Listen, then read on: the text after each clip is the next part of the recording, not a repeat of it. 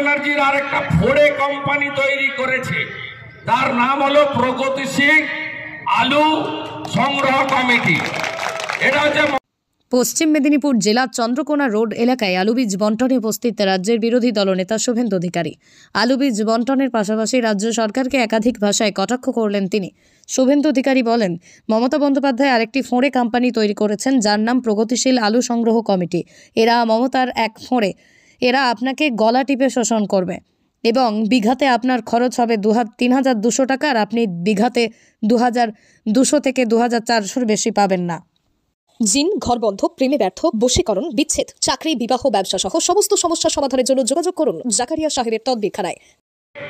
তখন হিমঘরে যাবে, তখন মমতা ব্যানার্জির আরেকটা ফোড়ে কোম্পানি তৈরি করেছে, তার নাম হলো প্রগতিশীল আলু সংগ্রহ কমিটি। এটা হচ্ছে মমতার একটা ফোড়ে, চোর মমতার ফোড়ে। এরা আপনাদেরকে গলা টিপে শোষণ করবে এবং বিঘাতে আপনার খরচ হবে ৩২০০ টাকা, আর আপনি বিঘাতে ২২০০-২৪০০ বেশি পাবেন না পার বিঘাতে। গত বছর এই চোর মমতার জন্য ৭০০ টাকা করে ক্ষতি দিয়েছেন, এবারে তো ১৪০০ টাকা করে ক্ষতি আপনাদের হবে। এদের লজ্জা থাকা উচিত। লুট করে পঞ্চায়েত জিতেছে, সরকারে আছে, ভারত সরকারের টাকা পাচ্ছে।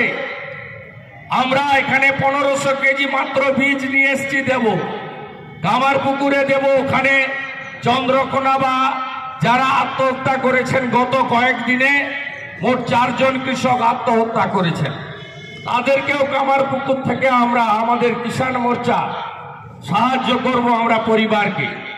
সেখানে তারা অপেক্ষা করে আছেন।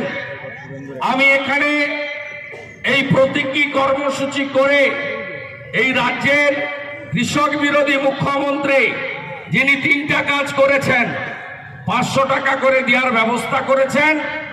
বলছে, বোন, মা, দিদি, তুমি ৫০০ টাকা করে নিয়ে যাও, বাড়ির ভোটগুলো যেন আমি পাই। আর আমার সঙ্গে তো ৩০% সংখ্যালঘু আছে, ভোট এলে এনআরসির ভয় দেখাবো, তুমি ৫০০ নিয়ে যাও।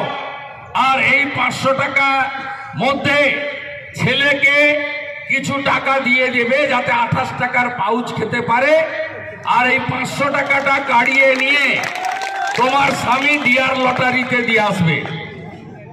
এই ৫০০ টাকায় ডিয়ার লটারিতে দিয়ে চলে আসে, তার স্ত্রীর কাছ থেকে কাড়িয়ে নিয়ে আপনি দেখবেন নুন আনতে পান্তা ফুরায় যাদের, ডেলি রোজগার যাদের, ৩০০ টাকা রোজগার করলে শুধু আনাজ আর হয়তো একটা দুটো ডিম বা একটু একটু সবজি নিয়ে বাড়ি আসে, মাছ টাচের কথা ভুলে গেছে।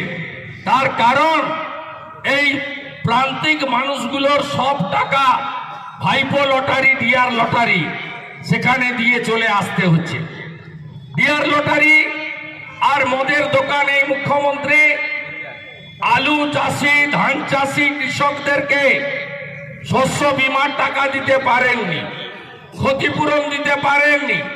এমনকি আপনি একজন কৃষক আমাকে বলছিল, আমি যখন পিএম কিষাণ সম্মান নিধিতে ভারতবর্ষে যশস্বী প্রধানমন্ত্রী